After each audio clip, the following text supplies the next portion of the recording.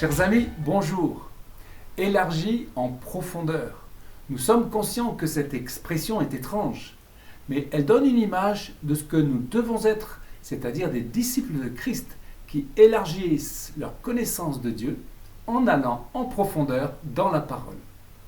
Jacques 1, 25.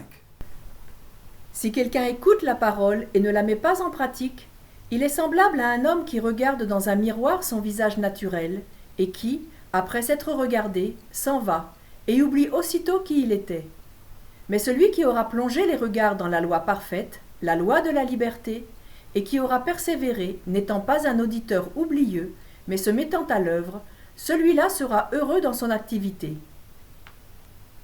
Lire, écouter, méditer. Il ne suffit pas de lire la parole de Dieu, il faut la méditer et lui obéir. Une lecture superficielle de la Bible amène une foi superficielle. Dieu dit à Josué que ce livre de la Torah, de la loi, ne s'éloigne pas de ta bouche, médite-le jour et nuit. C'est justement l'écoute de Dieu dans la méditation de la parole, Rhéma, une parole qui vient d'en haut, qui nous permet d'être changés, d'être corrigés, de savoir où l'on va. Le psaume 119 est un hymne à la gloire de Dieu pour sa parole, pour son enseignement. Il démontre l'importance de méditer, de remâcher la parole, en faire ses délices, pour sa vie, sa santé, son bonheur. Psaume 119, 30. Montre-moi ta faveur par la Torah. Je choisis la voie de la vérité. Je place tes ordonnances sous mes yeux. Je m'attache à tes préceptes. Éternel, ne me rends point confus. Je cours dans la voie de tes commandements, car tu élargis mon cœur. L'importance de ce qui est caché. C'est Daniel qui nous dit que les paroles cachées sont révélées à la fin des temps. C'est le Seigneur qui les révèle par son esprit. Car dit la Bible, l'esprit sonde tout, même les profondeurs de Dieu. Il y a de nombreux versets dans la Bible qui nous semblent familiers. Puis, un jour, ils prennent une connotation nouvelle, un nouvel éclairage qui nous est donné par l'esprit, particulièrement dans la méditation. Daniel 2, 22. Dieu révèle ce qui est profond et caché. Il connaît ce qui est dans les ténèbres, et la lumière demeure avec lui. Toi, Daniel, tiens secrète ces paroles, et scelle le livre jusqu'au temps de la fin. Plusieurs alors le liront, et la connaissance augmentera. Connaissons-nous la prière de Jabez? On a déjà entendu des messages au sujet de la prière de Jabez, un homme de Juda. Il était le plus considéré parmi ses frères et sa mère souffrit beaucoup à sa naissance.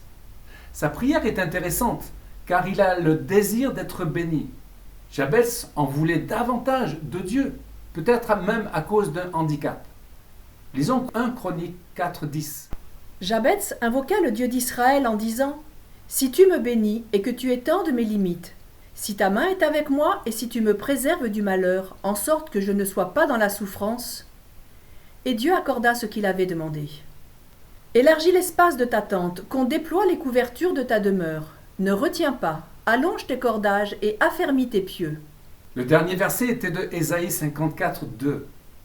C'est le désir de tout vrai chrétien d'approfondir la connaissance de Dieu. Faisons nôtre la prière de Jabez et celle d'Ésaïe.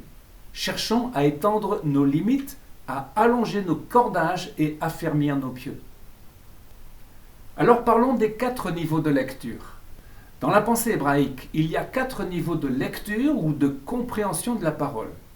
Il y a le littéral, pshat en hébreu, l'allusif, remes, l'homélitique, drash, et le mystique, sod. L'acronyme évoque un jardin ou un verger, en hébreu pardes. Il désigne le lieu où l'étudiant de la Torah approfondit la parole. Le pardes illustre de manière imagée le cheminement intellectuel et spirituel. La tradition chrétienne définit ces 4 niveaux en ces termes littéral, allégorique, tropologique ou moral et anagogique. Donnant un exemple concernant l'utilisation outrancière d'un seul niveau de lecture aux dépens des autres, qui a conduit l'Église à une méconnaissance totale des plans divins et à la persécution même du peuple juif qui ne rentrait pas dans le cadre de cette théologie. La proposition allégorique a été vulgarisé par les pères de l'Église, notamment avec saint Augustin, pour imposer une interprétation officielle, orthodoxe. En résumé, on remplace le mot Israël ou Sion ou même Jérusalem par l'Église. Et l'on décrète que le millénium, le royaume messianique sur terre dont tous les prophètes parlent, l'est déjà au travers de la chrétienté. Zacharie 9, verset 9. Sois transportée d'allégresse, fille de Sion. Pousse des cris de joie, fille de Jérusalem. Voici, ton roi vient à toi. Il est juste et victorieux. Il annoncera la paix aux nations, et il dominera d'une mer à l'autre, depuis le fleuve jusqu'aux extrémités de la terre. Cette parole révèle clairement que ce temps ne concerne pas l'Église, car l'Église ne domine pas d'une mer à l'autre. Elle s'oppose clairement à la théologie du remplacement. Cette théologie est un virus qui a été et qui demeure dans l'esprit de nombreux chrétiens. Sachant que dans l'histoire de l'Église, il a été décrété en 325 avec le concile de Nicée, dit concile œcuménique, que le Shabbat soit supprimé au profit du dimanche, et en 431, le concile d'Éphèse, que le millénium, ce royaume terrestre associé à l'avènement glorieux du Messie, soit définitivement rejeté. Parlons à présent du shalom de Dieu. Après le psaume du départ, le psaume 121, voici celui de l'arrivée, le psaume 122. Jérusalem est là, devant les yeux des pèlerins. C'est le lieu où montent les tribus d'Israël lors des fêtes de l'Éternel. Voyons quelques détails en rapport au mot shalom, inspiré de la version David Stern.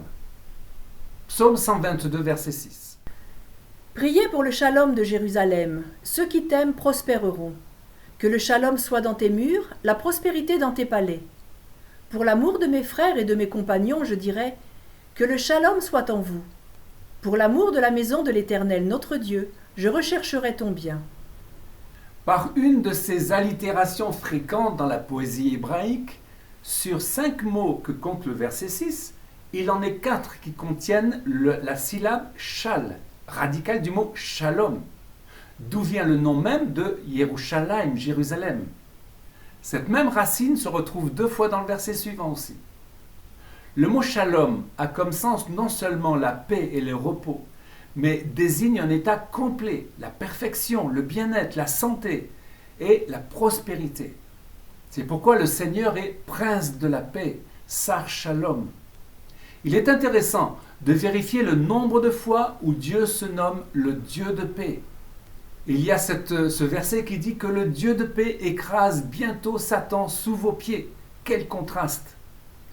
Le shalom du psaume 122 fait penser également au fait que la lettre elle-même, la lettre Shin, est gravée sur la ville même de Jérusalem.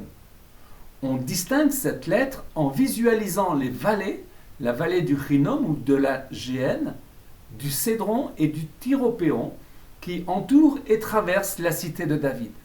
C'est la signature de Dieu sur la ville. Elle sera la capitale du monde lors du royaume messianique. Chers amis, nous avons besoin de méditer la parole, par exemple, en apprenant les versets, en la ruminant.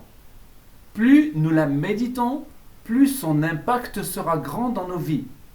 Si nous nous contentons d'entendre la parole, elle restera au niveau de notre intellect. C'est en sondant la parole, en la méditant, qu'elle descend jusqu'à notre cœur.